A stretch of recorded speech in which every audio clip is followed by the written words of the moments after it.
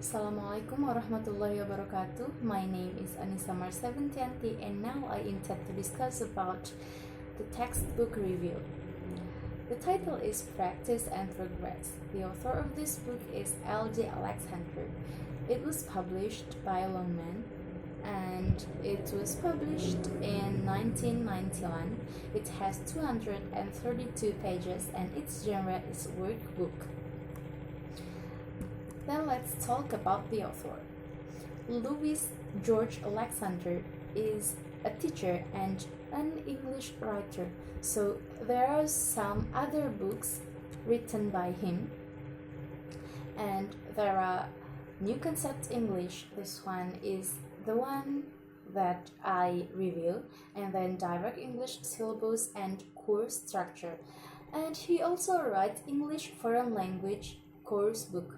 So there are a lot of books written by him. And then let's continue about the book. So actually, this book contains of 11 chapters. And now let me explain one by one. Chapter 1 is about teacher's guide. So it is about the guide for the teacher, how to use this book as the teacher to teach their students, and it makes them easier to use this book because the explanation in this chapter is quite clear for me, and there are some explanations that maybe you will not get or you will not understand if you don't read the first chapter. And then the second chapter is the explanation about the book. So this chapter is focusing on explain the book itself. For example, about how the book organized,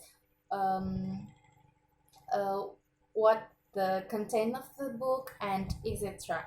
So after reading this chapter, you will understand what will you do with this book, because the explanation will make you understand what will you do for the next. The next chapter is about guidance to use this book. Despite of the teacher's guide in the first chapter, you will find the way or the guidance to use this book. So it is not focused on some people or some professions, because it is universal for me, as the title, how to use this course. So everyone have to read this chapter, because by read this chapter you will understand how to use, or how to at least you know how to do the assignments in this book, or at least you know about the question. Yeah, you will understand after read this chapter. And next is chapter 4 until 11. Why I put them together here? Because from the chapter 4 until 11, there are only 3 tests followed by tests. So there are about chapter 4, chapter 5, chapter 6, chapter 7, and so on. So like this, for the chapter 4, it is contained about the pre-test, and for chapter 5, it is contained about the test 1, and the next chapter is about the pre-test 2, and the next is test 2, and so on. So that's why I put them together in here. Well, there are a lot of assignments or a lot of tasks in this chapter, and why there are a lot of assignments, what makes them different? Actually, they are kind of prerequisite test. So if you can do or pass the first test, you can go up to the next level in the test 2. But remember, if you want to do the test, don't forget to do the pre-test first, because in the pre-test you will understand about the question and the instruction in the question later on. So in the pre-test, there are also some explanations for each question. For example, the first question, the author put the answer key there and also give the explanation about why the answer is that. So it will make you easier to do the real assignment or the real test after this pre-test.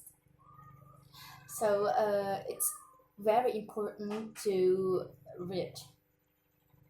And then about the organize of this book. Yeah, this is the workbook, so there are a lot of tasks or assignments there, but however, the author still put some explanations or some references in this book, so it makes the reader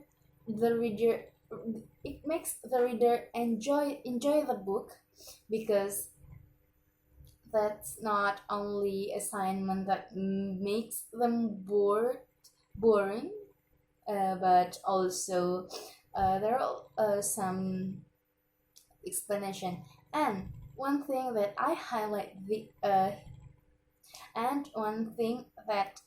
highlight here is this book includes some pictures there. So in the questions there are some pictures that make you like relax, because I think if you just read the writing and without the picture, you will get bored and dizzy just like that. Okay, and I think pictures is a healer for your boring, so it's kind of help you later on.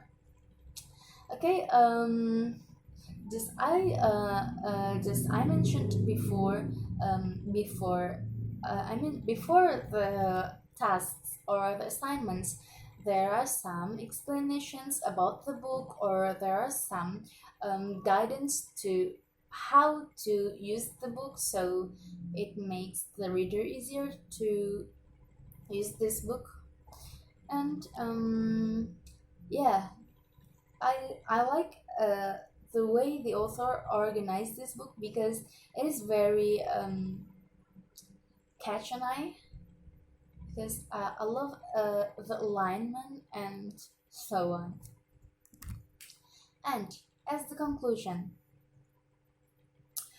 it is workbook, and there is a teacher's guide in the first chapter. So I think, in my opinion, this book was made for the teacher or the guider who wants to teach their students or etc., whoever they want to teach.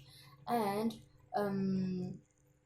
besides, this book is also provide the guidance for you who are not taught by the teacher or the guider. So for specifically, it's book for this book for the teacher, but you still can use it by yourself without the guider or teacher. But I recommend you to use or to taught by teacher, because it will help you a lot. And I think if you use it by self, it's kind of make you um, to know what to do, because unless you have the good English.